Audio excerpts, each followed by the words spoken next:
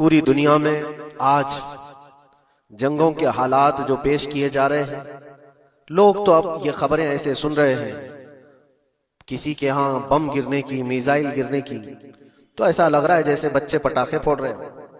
لوگ یہاں خبریں لے کر کے مزے لے لیتے ہیں، پھر فارورڈ کر دیتے ہیں۔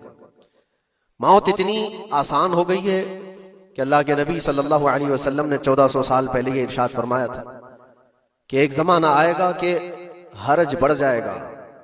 تو صحابہ نے پوچھا تھا یہ حرج کیا ہے؟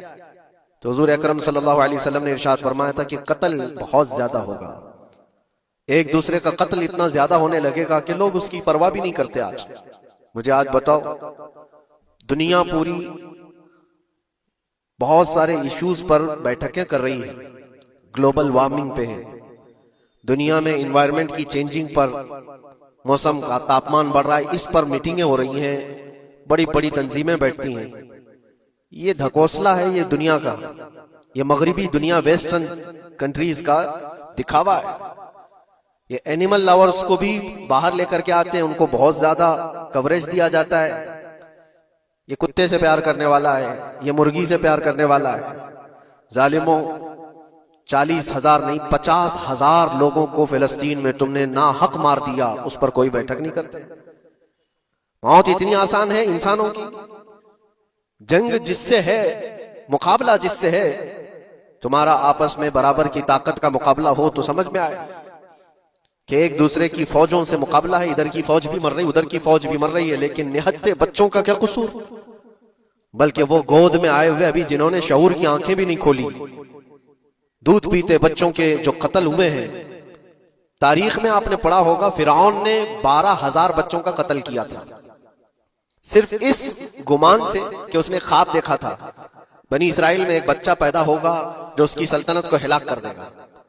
خواب کی وجہ سے کاہنوں نے اس کو بتایا تھا، اس نے خواب یہ دیکھا تھا کہ آسمان سے ایک تارا ٹوٹ کر اس کی گود میں گرا اور آگ لگ گئی۔ تو نجومیوں نے اس کی تعبیر یہ بتائی تھی کہ بنی اسرائیل میں ایک بچہ پیدا ہوگا جو تیری سلطنت کو ہلاک کر دے گا۔ اس ڈر سے بنی اسرائیل میں جو بھی بچہ پیدا ہوتا اس کو قتل کرتا تھا۔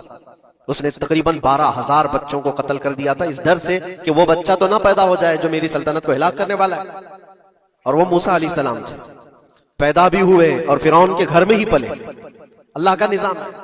لیکن میں یہاں اس لیے بتا رہا ہوں، فرعون ظلم میں پوری دنیا میں مشہور ہے، وہ عورتوں کو بھی ظالم اس طرح سے مارا ہے کہ جس کی تاریخ میں مثال نہیں ملتی۔ لیکن میں نے اپنی زندگی میں دیکھا، آج کے زمانے میں اسرائیل نام سے ایک ناجائز حکومت پر قابض شخص نے 12,000 نہیں 50,000 لوگوں کو سال بھر میں قتل کر دیا۔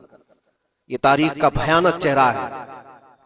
آج لوگ اس کو ہلکے میں لے رہے ہوں گے، نیوز والے ایک طرفہ رپورٹ کرتے ہیں کیونکہ ان کو ان کے باپ داداؤں سے ڈر ہے، جہاں کی کھاتے ہیں وہاں کی گاتے ہیں۔ لیکن بعد کو یہ سچائیاں جنریشن میں منتقل ہوتی رہیں گی، کبھی تو آئے گا کوئی انصاف کی نظر رکھنے والا۔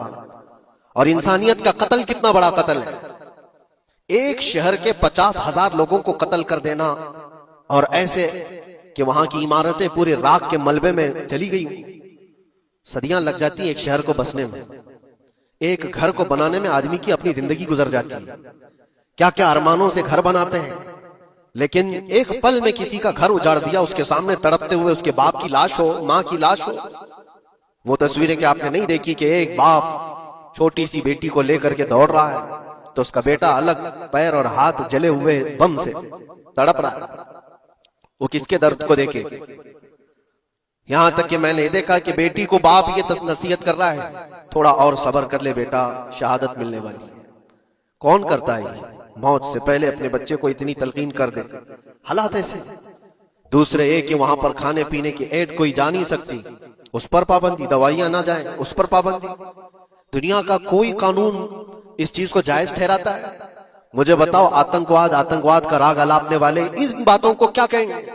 انسانیت اگر کہیں ہے تو اس کا تصور تو کرو۔